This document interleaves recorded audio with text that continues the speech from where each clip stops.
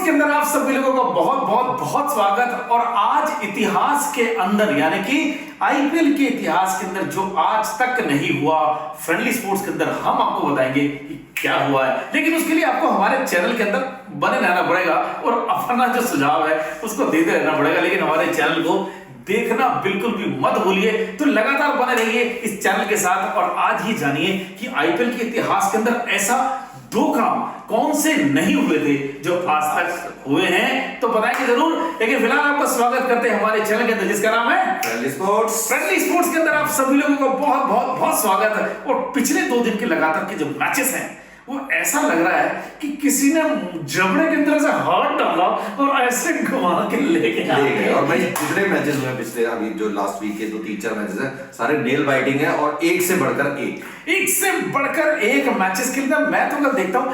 मैं सबसे पहले बधाई देना चाहूंगा यहाँ पर सुखी, मतलब जो कैमरामैन होता है ना वो ऑडियंस में बैठे जो नेल बाइटिंग ऐसे बैठे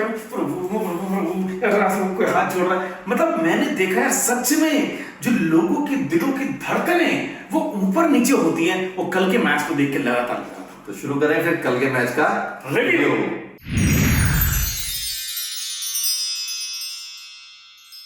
कल के मैच का रिव्यू के अंदर कल हम देखें कि कल कुछ ऐसा हुआ कि जो आज तक के इतिहास में, मतलब आईपीएल के कल 32 मैचेस हो चुके थे और 32 मैचेस के अंदर आज तक ऐसा देखने को नहीं मिला। अब आप सोच रहे होंगे कि मनीष भाई लगातार ये तो बोले जा रहे हैं, लेकिन क्या हुआ तो बता दो। और क्या ये तो बता दो।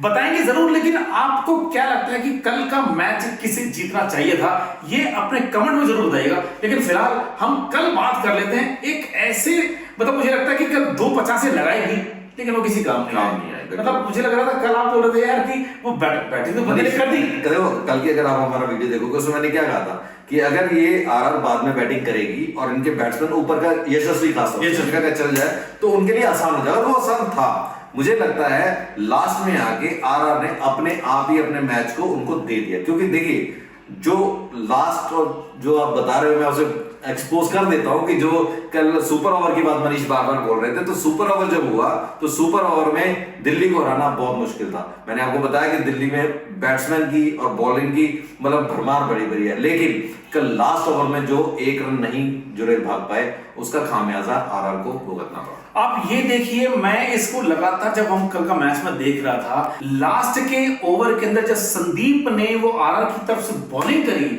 जिसके अंदर वो 6 गेंद खत्म ही नहीं हो रही थी, मतलब उसमें 19 रन वो ओवर जो था वो बेसिकली वो जो 19 रन कल वो ऊपर चले गए, यानी कि जो स्कोर उनका जो टोटल होने वाला था 188 था, वो 179 तक रुक सकता था अगर वो 19 रन ना जाते। हम मान लेते इसमें 6 रन भी चले जाते, 5 भी चले जाते, 188 ना बनते, जो कि वो डिफेंड करने में लास्ट का 1 रन ना दे पाए और वो कमाल हो गया। और मनीष कल के मैच में अगर आज अभी तक जितने हमने पीछे मैच देखे, लास्ट ओवर में जब हम चेस करते हैं तो 15-16 रन बहुत मुश्किल नहीं होते, आराम से बैठ जाते हैं। लेकिन कल जो लास्ट के 9 रन थे वो बनाना उनको बहुत मुश्किल हो गया था। और स्टार्क की जो लगातार यॉर्कर और लेंथ बॉल, मजा आ गया उनकी यॉर्कर देख के। और मनीष कल एक चीज और आपने देखी होगी, इन स्विंग कमाल, रिवर्स स्विंग बहुत बढ़िया जबरदस्त। और जो स्लाइवा वाला जो उन्होंने नया रूल लाया उसका सबसे ज्यादा फायदा उठाने का आपको मिचेल स्टार्क ने दिखाया। और जो उनकी रिवर्स स्विंग जो अंदर आ रही थी, भाई साहब 9 रन नहीं बन पाए लास्ट ओवर में, बिल्कुल हो गया।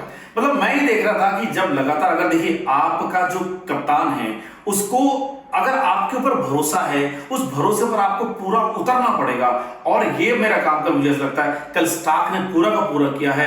पूरा स्टेडियम, पूरी टीम और पूरा देश कल उनको बधाई दे रहा था कि यार तूने 1 रन नहीं बनने दिया, ये हमने कमाल कर दिया। और कल के हाईलाइट्स के अंदर हमने देखे तो ये वाली बात हमने लिखी है। लेकिन वहीं पर एक बहुत बड़ी खास बात, जहां स्टार्क की हम बात कर रहे हैं वहीं पर हमें एक और बल्लेबाज, क्योंकि गेंदबाज हमने काम किया, लेकिन कल वो जो बल्लेबाज था, कल मुझे ऐसा लगा कि करुण नायर मतलब हार्ड लक कहेंगे यार, कि मतलब जो बंदा एक फॉर्म में आया था वो बस रन आउट होने के चक्कर में, और वो मतलब एक भी रन नहीं बना पाया, बिना खाता खोले वापस चल दिए। लेकिन मुझे बहुत हार्ड लगता है भाई। और उससे सबसे बड़ी बात क्या है, करुण से उम्मीदें बढ़ गई थी आपको, और ऐसा लग रहा था करुण आया कुछ ना कुछ 50 रन दोबारा करेंगे, कुछ अच्छा स्कोर करेंगे, लेकिन जैसे रन आउट हुए दिल टूटा। लेकिन कल जैसे ही मैंने वो थर्ड अंपायर का डिसीजन देखा, मुझे ऐसा लगा कि यार वो सूत का जो फर्क होता है ना, वो थर्ड एम्पायर वो देख लेता है। हालांकि संदीप शर्मा ने आउट करने के बाद ये डिक्लेयर कर दिया था कि नहीं यार मैं थोड़ा सा लेट हो चुका हूं, लेकिन वो तो थर्ड एम्पायर की बदौलत थी कि संदीप शर्मा के चेहरे पर वो रौनक आ गई एकदम से, और करुण नायर ने जाके डगआउट के अंदर अपने ऊपर मतलब गुस्सा जो दिखाया। लेकिन क्या कर सकते हैं, जब चिड़िया चुप गई खेल। करुण के नाम करने के बावजूद उन्होंने फिर भी ठीक स्कोर बना लिया, जिसके अंदर अगर आप देखोगे परेल ने बहुत अच्छी बैटिंग करी, 49 आई थिंक बनाया उन्होंने, 37। यार आपके परेल से मुझे याद आ गया यार, मुझे बड़ा दुख होता सुखीबाजी जब कोई बंदा 90 के बाद आउट होता है और कोई बंदा यार 49 पर आउट होता है। अरे यार एक रन तो बनवा देते यार, किसी का इतिहास तो बनवाते यार। सही बात है, कल एक रन से वो आप ये सोचो किसी का इतिहास बनवाओगे तो बंदा वो बोलेगा यार मैंने हाफ सेंचुरी मारी हुई है यार कम से कम आईपीएल के अंदर, आप उसको आउट कर देते यार, ये तो मतलब यार ये चीटिंग है यार सरासर। नहीं, उसके बाद परेल आया, फिर राहुल ने भी अब अच्छा 38 स्कोर किया, बहुत बढ़िया उन्होंने अपनी बैटिंग करी। और नीचे आते आते आपको अक्षर देखा, अक्षर ने भी स्कोर किया और स्टब्स ने बढ़िया 34 रन बनाए। तो बेसिकली अगर देखें तो सबकी कंट्रीब्यूशन थी यहाँ तक आने के लिए, तो बैट्समैन ने अपना निभा दिया बेसिकली। और निभाने के साथ साथ मैं आपको बता दूं कि अब एक और वो खास बात जो आईपीएल के इतिहास में अभी तक नहीं हुई थी, यानी कि जो गेंद फ्री हिट के लिए थी और उस फ्री हिट की गेंद पर अगर कोई रन आउट हो जाए तो सोचिए सपने में उसको क्या आएगा कि यार मतलब जो गेंद ऐसी थी और दूसरे अब उस गेंद पर अगर आप रन आउट हो जाते हैं, वो भी एक सेटल्ड बल्लेबाज। और भाई उस टाइम पे क्या था कि फ्री हिट का मतलब आपको ये लग जाता कि या 4 या 6, और उस पे आउट होना ये थोड़ा हजम नहीं होता बेसिकली कल के लिए। लेकिन कल मुझे ऐसा लगा, देखिए हमने जिस तरह से हमने शुरुआत में आपसे बोला था कि कल दो हाफ सेंचुरी, कल एक नीतीश राणा ने मतलब राजस्थान रॉयल की तरफ से, दूसरा यशस्वी जायसवाल ने, दोनों ने 51 रन बनाए, लेकिन वो नीतीश राणा अच्छे टच में था मनीष कल, बहुत अच्छे स्ट्रोक्स खेल रहा था। बट जो स्टार की, जो मैंने कहा ना कल स्टार का दिन था बेसिकली, बड़ी जबरदस्त बॉलिंग और एंड में तो उन्होंने कमाल कर दिया, एक के बाद विकेट्स आपके और सारी यॉर्क अगर आप देखें हेटमायर खेल ही नहीं पा रहे थे उनको। और जिस हिसाब से वो लास्ट मेरे हिसाब से जो आप सुपर ओवर में गए हैं उसका सबसे ज्यादा जो श्रेय आना चाहिए वो मिचेल स्टार्क को। मिचेल स्टार्क ही करके मतलब हीरो, मैं तो वो हीरो बोलूंगा कल का, क्योंकि अगर वो हेटमायर अगर वो एक रन नहीं बना पाए, क्योंकि वो दूसरे रन के लिए जाकर उनको रन आउट कर दिया, कट ऑफ डिक्लेयर 188 रन, पूरा का पूरा जो स्टेडियम था वो झूम उठा। और कहते हैं कि अगर आप ये कल वाला मैच आरआर जीती हुई थी, और मनीष आप अगर ना सुपर ओवर में भी जाते हो तो अगर आप देखोगे 3 बॉलों में 10 रन बन चुके हैं। अब बाकी की 3 बॉल बची थी जिसमें तो एक फ्री हिट भी था। तो अगर आप देखें कि ज्यादा नहीं, अगर 3 बॉलों में मैं कह रहा हूं ज्यादा नहीं 8-9 रन भी बन जाते तो आप 18-19 रन में चैलेंज कर सकते आराम से। बट 2 रन आउट, लगातार रन आउट, ये देख के बड़ा अजीब लगता है कि जो टीम जीतने के कगार पे है वो सडन मैच देके चली जाए। और इसका बहुत आपने देखा होगा द्रविड़ बहुत परेशान थे इसको देख के। जैसे ही कल वो जो जब रन आउट हुआ था द्रविड़, उसको देखने के बाद उन्होंने क्या यार मैच चला जा चुका है, क्योंकि आपने 11 रन बनाए और 11 रन बनाने के बाद राहुल आते के साथ उन्होंने 4 गेंद के अंदर वो 13 रन बना दिए पूरे के। मनीष थोड़ा सा मुझे ना आरआर का कल समझ में नहीं आया सुपर ओवर में उन्होंने क्यों भेजा उनको। बेसिकली देखिए रेयान पराग को आपने भेज दिया, आपने हेटमायर को दोबारा भेज दिया, अभी आपने जबकि देखा कि लास्ट ओवर में उनसे रन नहीं बने और स्टार्क फिर आएंगे बॉलिंग में, फिर आपने हेटमायर को भेजा। मुझे समझ में नहीं आएगा, आप यशस्वी को ओपन करा जिससे खेलते और रेयान की जगह मेरे को लगता है संजू सैमसन वहां पे आ सकते थे, कोई प्रॉब्लम नहीं, लेकिन संजू ने मना कर दिया। हाँ संजू शायद रिटायर्ड हो गए थे, तो लेकिन रेयान अगर वो उसके साथ आते तो मुझे लगता है वो दोनों ज्यादा अच्छा कर पाते इनसे की हेटमायर, क्यों हेटमायर से नहीं खेला जा रहा था। मतलब कल संजू सैमसन से पूछा गया था कि आप अगर इसको ओपन करना चाहते हैं तो आप कल लीजिए, लेकिन उसने कहा नहीं मैं नहीं जाऊंगा। नीतीश राणा थे, मतलब उन लोगों को लेकर आना चाहिए था जो कल आपको ज्यादा हिट दे सकते थे। मतलब हेटमायर और रेयान पराग इन दोनों को आपको उतारना मेरे हिसाब से वो बहुत खामियाजा रहा और 2 आपके विकेट चले गए। मतलब मैं फिर भी थोड़ा सा असमझ में कह रहा, मुझे ये समझ में नहीं आ रहा था कि अगर वो 2 विकेट हो जाते और दिल्ली कैपिटल अगर बाई चांस के बाद 11 रन ना बना पाती तो कौन जीतता? फिर तो उन्हें आरआर को तो 2 विकेट भी तो हो गई थी यार। नहीं एक्चुअली 2 ही विकेट का जब होता है अगर आप ऐसे, क्योंकि उसमें क्या होता है कि अगर आप रन बना लो, अच्छा आप कह टाई की बात कर रहे हो, कुछ तो टाई में हो जाता, लेकिन टाई होना नहीं था क्योंकि 10 run it's not a big deal. और दूसरी तरफ क्या है कि उनके 2 विकेट्स थे और सुपर ओवर में एक बड़ी अच्छी चीज है कि अगर आप 2 विकेट खो देते तो आप चाहे दूसरी बॉल पे अगर आपने 2 विकेट खोले तो आपके लिए वो ओवर वेस्ट हो जाता, फिर आप 3 विकेट। मतलब फिर दूसरा वाला बंदा भाई मेरे हिसाब से अगर आपने 2 विकेट कर दिए तो सामने वाले सुपर ओवर के अंदर आपको थोड़ा फ्लेक्सिबिलिटी और रखना चाहिए कि आपके 2 आउट कर दिए तो जिसने आउट करें उसको आपको मतलब विनर डिक्लेयर कर देना चाहिए तभी के तभी।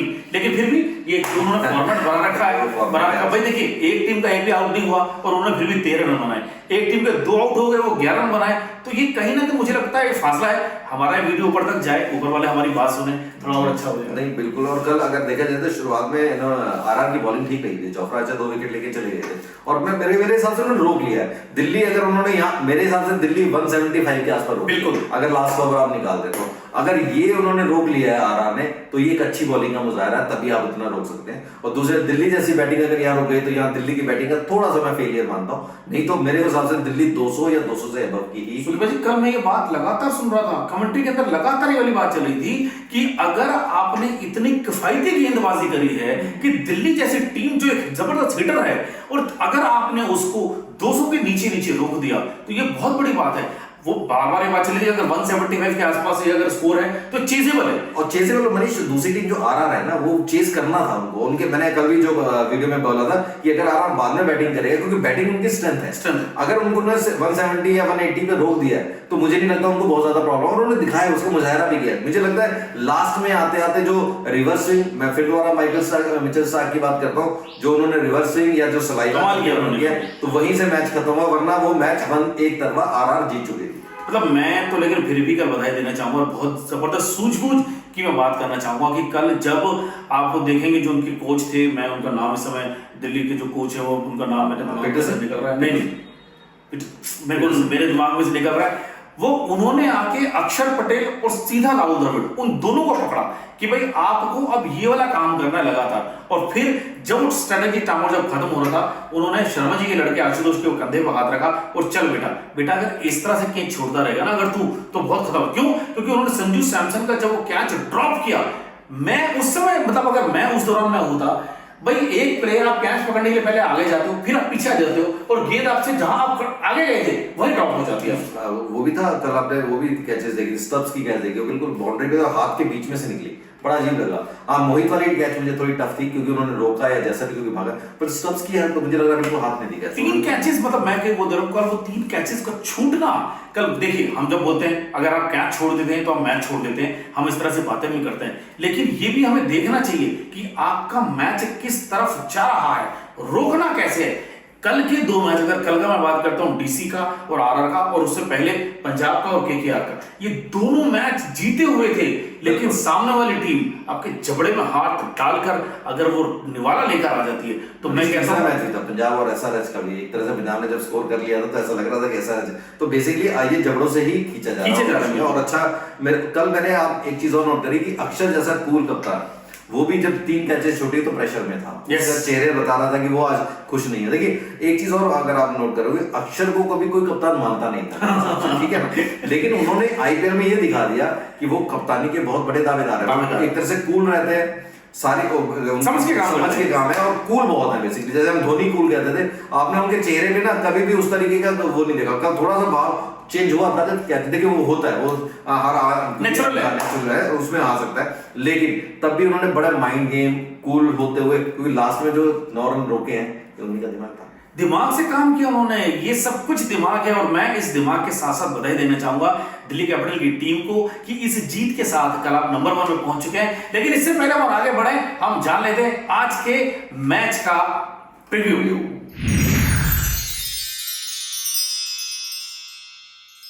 तो चलिए जी, आज के मैच का प्रीव्यू यानी कि मैच नंबर 33 क्या कहता है, जो आज है मुंबई इंडियंस और एसआरएच के बीच में, जहां पर दोनों के बीच में कितने मैच हुए? दोनों में 23 मैच हो चुके हैं, जिसमें एसआरएच 10 मैच जीती है और मुंबई 13 मैच जीती है। तो अगर आप दोनों के मैचेस के लगातार देखें तो बहुत ज्यादा कोई आंकड़ा नहीं है, मतलब 10 और 13 का आंकड़ा, मतलब ऑलमोस्ट आप कह सकते हैं 80% एक टीम है, बीच थोड़ा इधर उधर है। लेकिन फिर भी अगर हेड टू हेड की बात है, अगर 13 और क्या 10 का अगर ये आंकड़ा है, 23 मैच दोनों के बीच में हो चुके हैं, तो कहीं ना कहीं एक दूसरी टीम की कमजोरी और बहुत ज्यादा कि इनकी वीकनेस के साथ साथ स्ट्रेंथ क्या है, दोनों बताऊंगा। और दूसरी चीज मनीष, एसआरएच पिछले उनका बहुत मनोबल बहुत ऊंचा है, पिछले पंजाब को हराने के बाद जो है उधर सेम मुंबई का भी यही हाल है, तो मुझे लगता है कि बड़ा मजेदार मैच होने वाला है। बिल्कुल। और दूसरी चीज, अगर आप दोनों के हाईएस्ट स्कोर भी देखेंगे आईपीएल में, दोनों ने 200 से ऊपर स्कोर किया हुआ एक दूसरे के खिलाफ। एक ने मुंबई ने 246 मारा हुआ है एसआरएच, और एसआरएच ने 277, तो वहां एसआरएच का पलड़ा थोड़ा सा भारी है। मतलब कल की टीम जो थी, कल वो दोनों हार कर आई थी, एक चाटा लगा था दोनों को, सब बॉल कर दोनों, लेकिन आज जो दोनों टीम है, दोनों के दोनों चाटा मार कर आई हुई हैं। जीत कर आई हुई हैं, और जब जीत कर कोई आया है तो अब ये दावेदारी होगी कि हम एक और मैच जीते। लेकिन बात कर लेते हैं कि आज के दोनों टीम के अंदर इनका टीम का जो स्क्वाड है वो क्या है। हालांकि बहुत कुछ चेंज नहीं है, लेकिन मुझे आज लगता है कि आज विघ्नेश मुंबई इंडियंस की तरफ से कुछ अच्छा काम करेंगे। बिल्कुल भाई, क्योंकि एसआरएच का जो वीकनेस है वो स्पिन बॉल है, अगर आप देखें। क्योंकि ओपनिंग स्लॉट के पहले, दूसरे, तीसरे नंबर वो फास्ट बॉल को बहुत अच्छी तरीके से खेलते हैं, अच्छे स्ट्रोक्स लगाते हैं, पर जहां पे फिरकी बनती है वहीं पे वो फंस जाते हैं। तो फंसने का काम जो है मेरे को ऐसा लगता है कि वो बहुत अच्छा जो है आज विघ्नेश के साथ साथ सेंटनर उनका पूरा का पूरा साथ देंगे, और दोनों के दोनों कोशिश करेंगे अपनी फ्रीकी के अंदर एसआरएच के जितने, चाहे वो ट्रेविस हेड की हम बात करें, उस जो विपक्षी टीम है उसको पूरा का पूरा फांस देंगे। बिल्कुल, और मुंबई में आप देखोगे स्पिन अच्छी पिच है, तो स्पिन के लिए बहुत अच्छी मानी जाती है, तो मुझे लगता है कि वहां पे जाके ये एसआरएच के फंसने की ज्यादा उम्मीद है। तो चलिए, जहां हार्दिक काम करें, सूर्य काम करें, तिलक वर्मा काम करें, लेकिन वहीं पर रोहित को लग रहा होगा कि यार मेरा नाम बहुत खराब होता है यार, दूसरी चीज एसआरएच की अगर बात करें मनीष, तो एसआरएच की बॉलिंग में मुझे लगता है शमी को अब अपना रंग दिखाना पड़ेगा, वापस आना चाहिए यार। बहुत टाइम हो गया है, वो अपनी टीम के लिए कुछ खास नहीं कर पा रहे, और इस मुझे लगता है हर्षल पटेल, शमी और कमिंस बड़ी अच्छी जोड़ी है तीनों की, अगर देखा जाए तिकड़ी, हाँ तिकड़ी कहते हैं, तिकड़ी है, और लेकिन वो अभी तक ना तिकड़ी अपना कमाल नहीं कर पाए। किसी दिन हर्षल थोड़ा सा दिखाता है, किसी दिन शमी दिखाता है, या कमिंस किसी दिन, लेकिन अगर जिस दिन ये तीनों चल गए, और आज उनके लिए बहुत अच्छा मौका है, मुंबई की पिच बहुत अच्छी है, अगर वो अच्छा कुछ कर जाते हैं तो एसआरएच के लिए बहुत बढ़िया, तो कमाल हो जाना फिर आज। बिल्कुल। तो लेकिन मुझे ऐसा लगता है कि जो ट्रेविस हेड देखे वो लगातार चलते हैं, क्लासेस से मैं बहुत ज्यादा खुश हूँ, वो जितना आते हैं अपना काम बखूबी निभाते हैं। लेकिन अभिषेक शर्मा जी के लड़के हैं, और मतलब मैं देखता हूँ कि जैसे वो कोई सेंचुरी बनाते हैं, लड़कियों के मैसेज उनके पास आना शुरू हो जाते हैं। ईशान किशन को अपने बिल्कुल तेरी मैं सेंचुरी मार दिया, कमाल कर देते, लेकिन क्या होगा कमाल, ये तो अभी मनीष ईशान के ऊपर थोड़ा सा सवाल उठ गया, क्योंकि पहली सेंचुरी के बाद वो कुछ नहीं कर पाए अभी तक, और दूसरी चीज क्या है कि ईशान मुंबई में पहले खेल रहे थे और अच्छा करोड़ों में उन्होंने खरीदा था, अब उन्होंने वहां से निकाल के एसआरएच में आ गए बेसिकली। मुझे लगता है वो अपना बदला भी लेंगे, उनको दिखाएंगे कि आपने मुझे छोड़ा है, तो उसका आपको खामियाजा भुगतना पड़ेगा। लेकिन ये भुगते ना कोई भुगते ही, अब कौन सी टीम भुगतेगी ये तो जो शाम जब हो जाएगी तो ही पता चलेगा। लेकिन फिलहाल इस समय नंबर 1 पर पॉइंट टेबल क्या कहता है, पॉइंट टेबल पर नंबर 1 कौन सी टीम बैठी भाई? सबसे ऊपर डीसी कल का मैच जीत के आ गई है, जिसने 6 मैच खेले हैं, 5 जीते, यानी 10 रन का स्कोर 2 आंकड़ों में आ गया है, उनका पॉइंट्स आ गए हैं, जो सबसे ऊपर है। और दूसरे नंबर पर हम आते हैं जीटी, यानी कि गुजरात टाइटंस, हमारी जो टीम है 6-4-2, यानी कि 6 मैच के अंदर जीतकर 4 मैच और 2 मैच हार चुकी है। और सेम आरसीबी थर्ड और पीबी पंजाब जो है 4th प्लेस पे, दोनों ने 6 मैच खेले हैं, 4 जीते हैं, 2 हारे हैं, लेकिन रन रेट में आरसीबी आ गया है, तो इसलिए वो 3rd नंबर पे। और चौथे नंबर पर हमारे पास पंजाब की टीम है, वो भी 6-4-2, यानी कि 6 मैच खेल के 4 जीती है और 2 मैचेस हार चुकी है। हमारा पॉइंट टेबल के साथ साथ ऑरेंज और पर्पल की जो हमारी दावेदारी थी, ऑरेंज का बिल्कुल बरकरार है, यहाँ पर पूरन, साइन और एमआर बिल्कुल नंबर 1, 2, 3 दोनों हैं, लेकिन पर्पल कैप के अंदर थोड़ा सा चेंज है। क्या भाई? एक्चुअली नूर अपने वही काबिज हैं 1st प्लेस पे, लेकिन कुलदीप ने एक बदान की छलांग लगा के 2nd पे आ गए और खरीद 3रे नंबर पे चले, जबकि दोनों के 11-11 विकेट है। लेकिन वो कहते हैं ना कि पॉइंट टेबल में बहुत माइनर सा चेंजेस होता है, और जो इधर से उधर कुछ हो जाता है, तो इधर से उधर हुआ, लेकिन क्या कुछ हुआ ये तो आने वाला समय बताएगा। लेकिन हमारे चैनल के साथ यूं ही बने रहिए, और हम आपको लगातार यूं ही जानकारी देते रहेंगे।